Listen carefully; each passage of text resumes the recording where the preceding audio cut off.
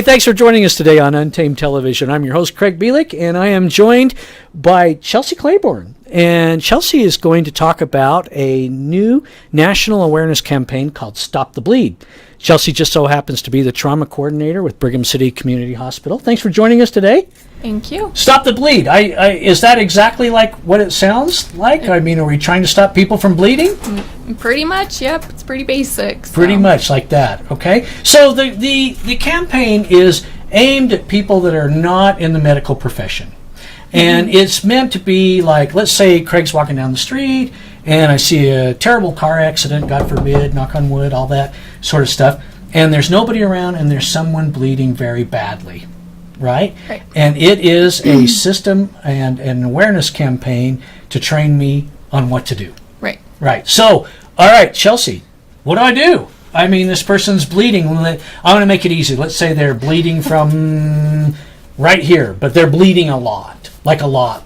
A lot. Right. Okay. So we teach a couple different things. So if it's high or low enough down on your arm that you can put a tourniquet on, that's the first thing we're going to teach you if they have a life-threatening bleed.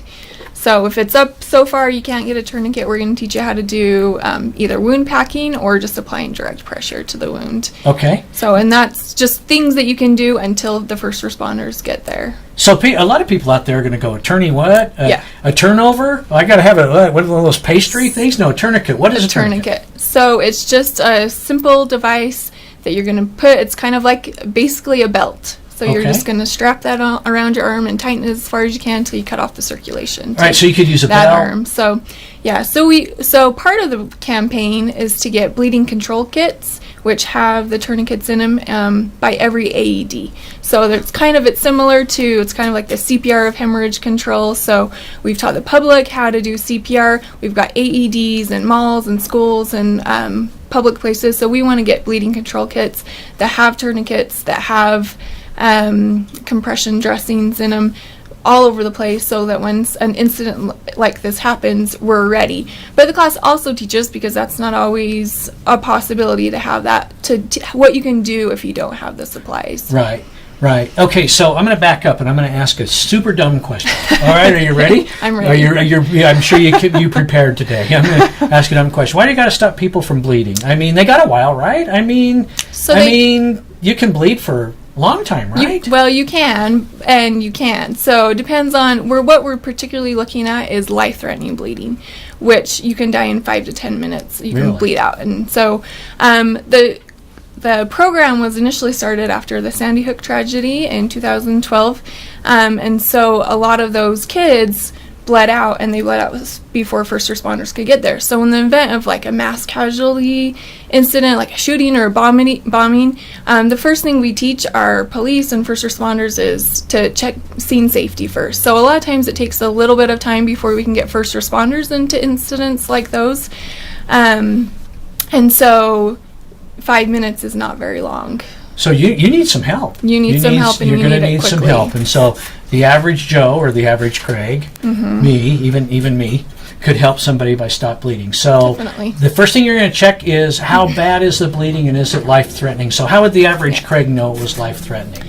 So, and that's one thing that we teach. So there's, a few different things, but like how bad is the wound? Is it a very large wound? Are they spurting blood? Is that an arterial bleed that's going to bleed a lot quicker than a venous bleed? Is there lots of blood around them? Are they pulling? Are they already unconscious, or are they already confused? So those are signs that they've already lost a lot of blood, and those are the patients that we need to help first and alert first responders when they get there that person needs help immediately. Okay, so if it's a limb, an arm, a leg, and it's far enough down you can put a tourniquet on it. Right. Craig's nose, you could tourniquet my nose if it was bleeding, because there's plenty there.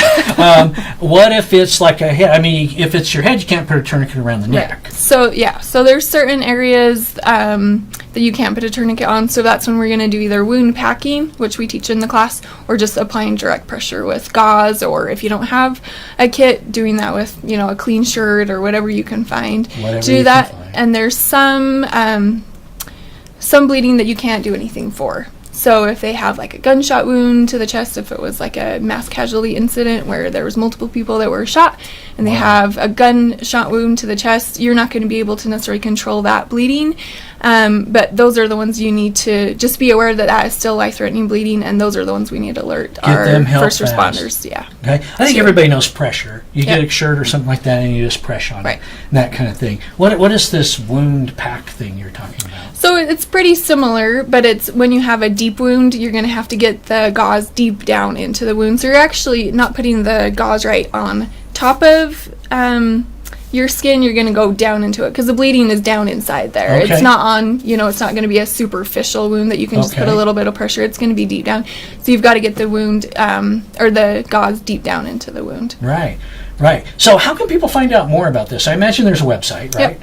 So if you go to bleedingcontrol.org, that's the campaign was started by the American College of Surgeon Committee on Trauma, and so that's their website. It has a lot of information there. You can sign up for classes there. We're going to be teaching classes at our hospital, and so you can go to our website, our hospital website, to sign up for classes. BrighamCityHospital.com, in case you're trying to pay attention to what the website is and all that. You've seen trauma yourself. Yep. Right? You're a trauma nurse. You've probably seen more than you want.